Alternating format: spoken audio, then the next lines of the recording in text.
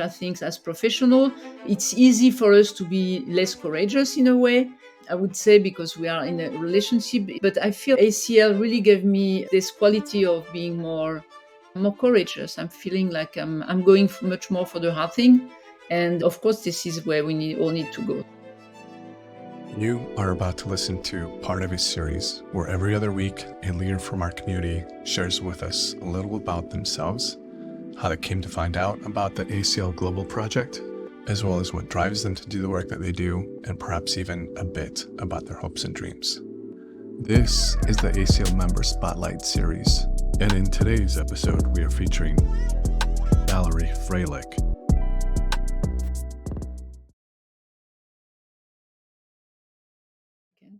I'm Valerie Freilich. I'm 61 years old. I live in Miami for 20 years. I'm French originally, as you can all hear. And yes, what I'm doing is I'm an executive coach. I'm focusing on leadership. I've always been in working in the talent development field and industry, and coaching is a great modality that I really enjoy. I'm also doing some mentoring, facilitation, but I would say the core is really coaching, team coaching and individual coaching. Before I was doing training, I was a consultant for many years, sales development in also education field. So yeah, it's like a progression for me in a way where I felt like training was a great way to engage and to develop human potential. Then consulting as well. I work really on organization, like how to reorganize the system at work because it matters. We operate also inside a system. But then I met coaching along the road and I'm like, this is really powerful. So I really embrace coaching. It was really like a natural way for me to engage into this path. During the organization of an event in San Miguel de Allende, Mexico, someone recommended me to connect with Mavis Tsai, Dr. Mavis Tsai, University of Washington, because she was really leading like major work around social connection. That's how Mavis came to San Miguel, and I was the first time I attended a workshop. It was really a revelation for me, this type of work, because it really touched me personally. I was very impacted by the whole process. The protocol was around the extraordinary connection. I experienced it first, and then after I understood how it works. But I feel like this piece of awareness, courage, and love was something that resonated very much with me personally, but also professionally.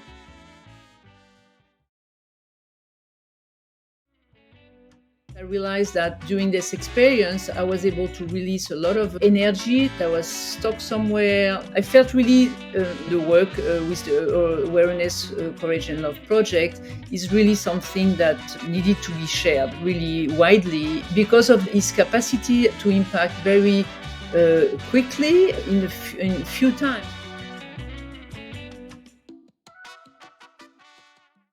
I think I hold my client in much more, I hold better the space for them because they share things that they would not have. And remember, I'm not a therapist, so it's not the place for that. It's really coaching, we're working on the future, but at the same time, we're tapping into what's back a little bit.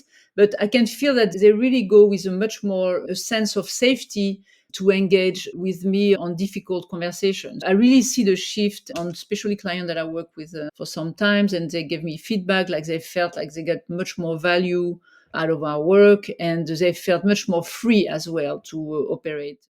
For me, it was very powerful to see this as well. I just feel it myself. I think he encouraged me to be much more courageous as well. I think as professional, it's easy for us to be less courageous in a way.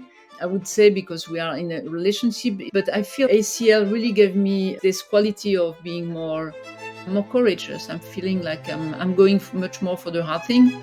And of course, this is where we all need to go.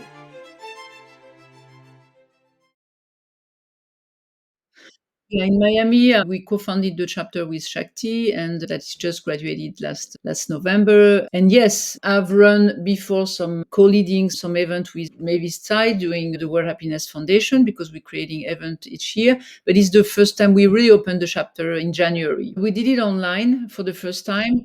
But we are planning on doing in person as well. We will see how the community react like in person.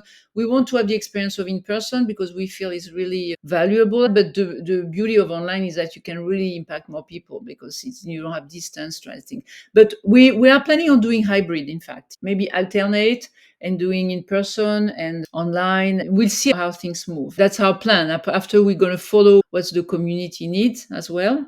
If more needs are in person, we're going to stick to it, and we see. We are open to discover and explore where it's going to take us. Success for me, I have different ingredients on it. I feel it's success when I'm doing what I love to do, and then when I see people that I bring value. Also, when we work as a team and we work, the cooperation is flowing, when I'm feeling in the flow with other, no matter what is the outcome, because sometimes we fail, sometimes we succeed. But as personal level, what matters is really the level of engagement, the grit, the giving the best that we have for things that we care.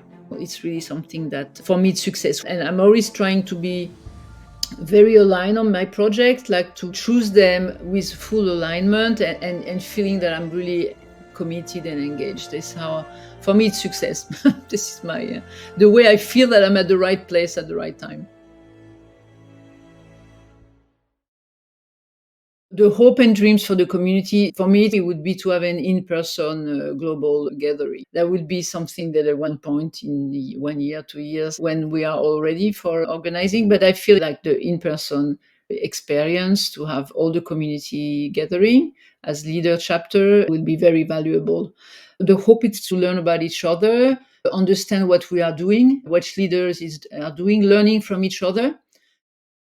I see there's like something that is also create a co-organizing team, like having leaders like are in charge of thinking about the gathering, what will be the topic. So completely involve the community, but like a bottom-up type of approach, which is like bring leaders that are motivated to organize it and have them build for 6 months the project and to think about it, and think about everything, like the location, the place, and what works well, what doesn't, all this type of work. And also to envision project where we can gather all the more than 200 leaders. If you put several leaders together, we can really also manage bigger projects where we can impact community, like bigger community. I feel like impact is what matters to you and to me. We do this for this reason. It's how we share what we know and what we know how to be, and because we know the benefits as human being, and how we can heal and how we can get access to our better self. I would really encourage to be sure that it's the right timing for you in your life. Sometimes it's better to wait. Let's do it in a year later if it's not the right timing. But when we do it, is to think, can you carve the space for it? Is the training right for me? Try and start to envision what you want to do after the training, because it's a way to learn more about yourself, but it's also really geared for people that wants to impact a specific community or people around them. So it means that workshop needs to happen. Think about, okay, what do you do? Imagine you have done the training, what do you do with it? I think to have the thought earlier, it's much better, because you can engage in a much more forceful way in the training. It's like, oh, I can envision. I'm in Miami. I know that I wanted to partner with one of my colleagues. I wanted to be a team. I didn't want to be alone. I wanted to be two, because I think with me doing things better, we can count on each other. It's more flexibility. And I know that I wanted to do in person also, and online. And yes, and after, I didn't have any sense of who will be participant, but I knew that if you listen to your community, it's telling you who are the ones. I want to say that leaders are not alone. We are not doing this alone. Even if we live in different places on the planet, I think the more we're going to engage leaders to connect at a deeper level, really, is going to help the community to grow. Because when you're in your city and you're doing your ACL workshop and things, but feeling that you have a whole community with you as well. It's not, you're not doing this alone, and you can always reach out. I feel like the more we're going to feel as a team, in terms of leader, the more we will benefit from it as a community and able to impact. I think I wanted to add this as well. That was Valerie Freilich, and this is the ACL Member Spotlight Series, where every other week we feature another one of our outstanding leaders of the Awareness, Courage, and Love Global Project. Created, edited, and produced by Miko Cart.